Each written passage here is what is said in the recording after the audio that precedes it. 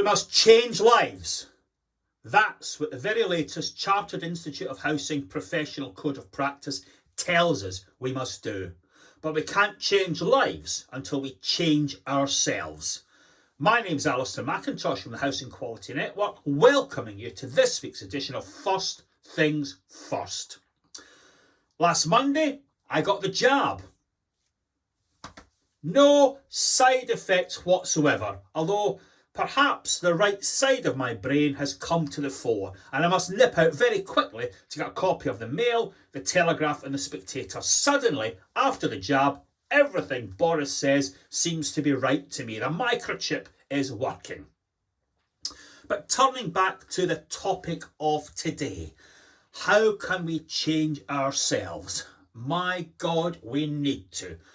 When you watch the Grenfell inquiry, you arrive at the view that across our industry, in places the attitude is not good enough and the technical expertise is found wanting also. And when you combine poor attitude, poor technical ability, boy, do you walk into problems.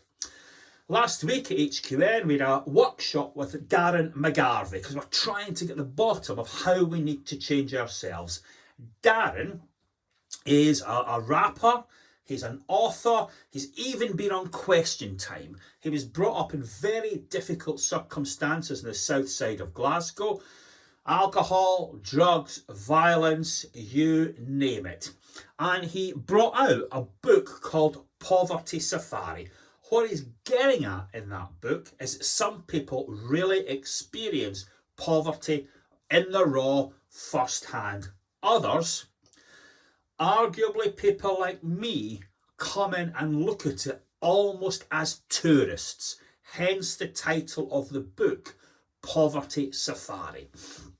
Now, he had a bit of an affinity to Grenfell, and he talks about that in the introduction to the book. At Grenfell, people weren't listened to, and arguably the focus of the works programme was to improve how the building looked from the outside in. He was very familiar with some blocks in the Gorbals in Glasgow. They were designed by Basil Spence and they were intended to look like a ship in full sail, redolent of the Clydeside shipbuilding tradition. I remember my father telling me he was going past one time, he had to jump out of the police car and wrestle a woman to the ground because her shopping was in full sail. These big, tall blocks created such a whirlwind around them. Pensioners were knocked off their feet and burly Glasgow policemen had to wrestle them to the ground and get their shopping and their messages into the lift. But this Basil Spence, who built that block in the Gorbals, it was demolished some years after it was built because it was such a failure and such a disaster, also designed Coventry Cathedral, one of the best post-war buildings in Britain, if not Europe. So we can get it right and we can get it very, very badly wrong. How do we get on the good foot? Well, Darrell is critical of people that hold power but have no feel for what real life is like for many. Hence the Grenfells, hence the Gorbals blocks. They're quick to judge, they're quick to evict, but they're far too slow to support people. His book is actually very hopeful. It's not at all bleak because he is full of praise for some of the workers that helped him to find a place to live and helped to see the good in him and in part, brought forward his career, although he's at pains to point out that you do need to take personal responsibility. Some great messages in that book.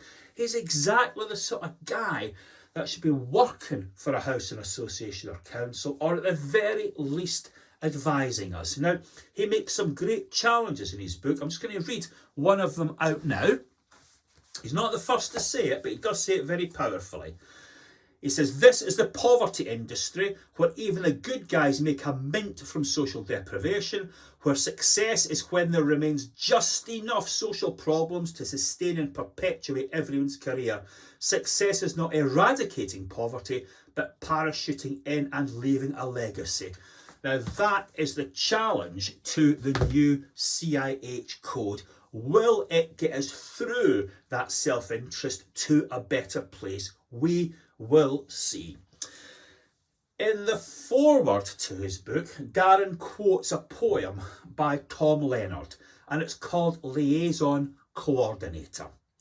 And what it's about is a guy with a completely worthless degree turning up at a devastated community, no jobs, lousy housing, violence, etc., and he has absolutely nothing of value to contribute, but he still draws a living from that community that's better than anyone that lives there.